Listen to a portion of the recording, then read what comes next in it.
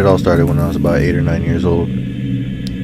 Actually, I guess it may have been earlier, but that's around the first memory I have of it. See, I've had sleep paralysis as long as I can remember, although it's rare now that I have my episodes as an adult. Most people that I've told about it have just assumed I'm just scared of the dark or have bad nightmares, but that's not true at all.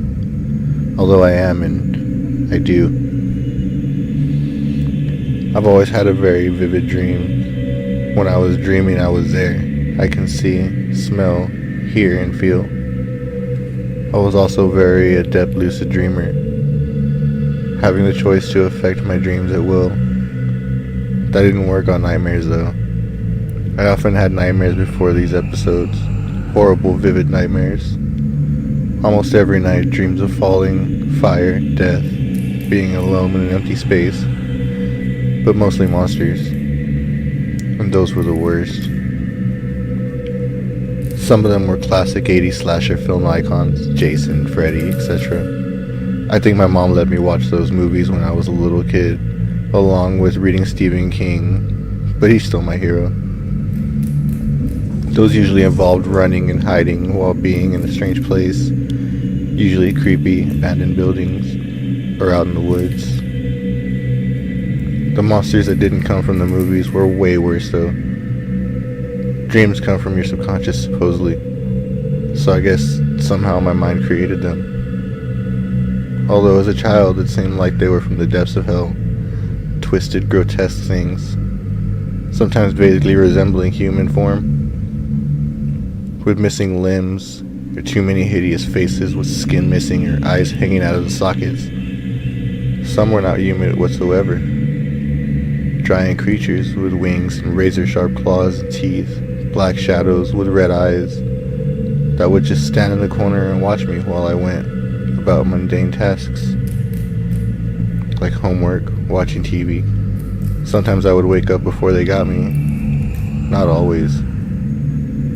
People say you're not supposed to die in dreams, but I have many times. I've fallen to the ground. I've burned up in a fire. I've been stabbed and sliced. I've even had a dream where I was at a funeral and it turned out to be mine. Didn't go back to sleep that night. Well, I'm not really scared of the dark per se, or even scared of nightmares. I'm afraid of waking up in the dark. Let me explain a typical night was for me when I was younger, and maybe you can start to understand. I would fall asleep in my bedroom with the TV on, mostly for light. Sound would just be loud enough to make out what they were saying. Sometimes I would fall asleep on the couch with the nightlight on, sounds coming from my parents' room before I had my TV in my own room. When the dreams would start, they were the worst ones ever, which I had very often. I don't know how rare occurring dreams are, but I feel I got more than my fair share. I would be viewing as though my own eyes rather than third person, as a lot of dreams were. I would look over at my alarm clock and it would say 3:33 a.m. Always then the fear would start. I knew that was coming, but powerless to prevent it. I would slowly place my feet on the floor and stand up while stretching and yawning. I start to head to the bathroom. I'm not sure how I knew the bathroom was or my destination. I never made it there. I would trip on something. I crashed on the floor, hitting my nightstand, causing my alarm clock to fall off on my head. So I'm lying there cursing myself and looking under my bed. There's nothing there. I mean, nothing. The meager light in my room should penetrate at least a few inches into the darkness, but it's like a wall of black, an empty void, and I freeze with fear. Suddenly 2 small orbs of fire appeared directly eye level with me, the eyes of some unknown being staring into my soul. The breath was the worst part. I would see it, smell it at the same time. I only know it was breathing because it came out in the fog, like when you're outside in the winter. Only it wasn't cold in my room, and the breath upon my face was cold enough to chill me to the bone. and the stench. It was as though someone took a dead animal carcass and dirty diapers and then lit them on fire with 1,000 matches, like sulfur, burnt hair, and shit. My mind would be screaming, run and hide. My body's frozen. I'm hyper aware. I can feel every muscle in my body tensing up in preparation, but nothing happened. Then it grabs me. I see nothing. No limbs of any sort, but I'm being dragged under the bed. Then I'm in total blackness. I can feel its disgusting breath on my neck and hear my heartbeat, but my sense of sight has totally abandoned me. I don't feel arms around me specifically, but I'm being held there. Feels like someone's wrapped a blanket made of flesh around me, but it's stronger than I am and holds me completely still. Then I feel its tongue slowly lick from my neck to my ear as though tasting my fear. In a voice I can only describe as broken glass soaking in blood, gravely and granting, but wet, it whispers, "What do you like about playing under the bed?" That's when I snap out of it. I struggle and fight, swinging my elbows and kicking my legs hard as I can, eventually loosening the creature's grip, and I would wake up. Here's where the real fun begins. I would be completely frozen, sometimes to the point where I could not even open my eyes. Sometimes it would be all just frozen for a minute or two, then I would snap out of it. I'm getting a little freaked out right now, even writing about it. The memories of that vivid as it comes are time the nightmares followed me.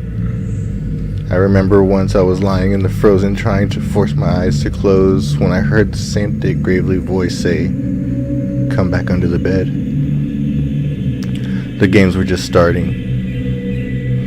I couldn't turn my head to look towards the sound. Not sure I would have even been able to, but I could feel its cold breath in my ear.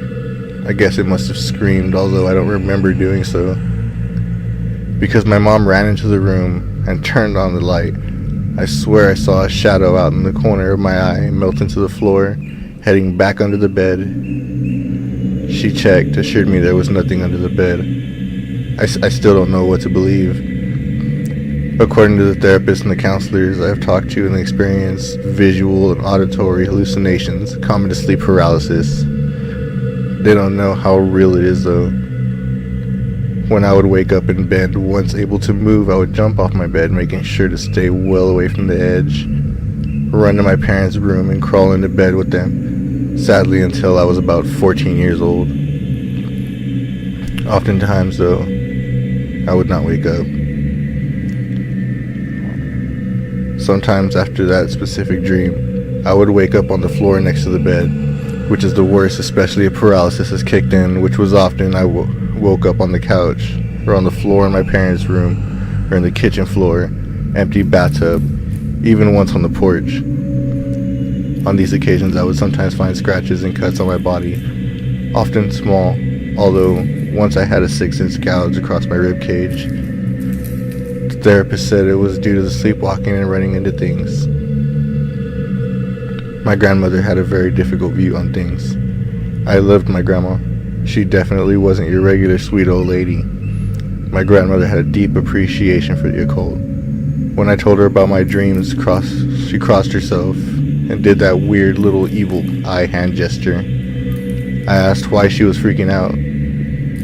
"My dear, 3:33 is a time of evil.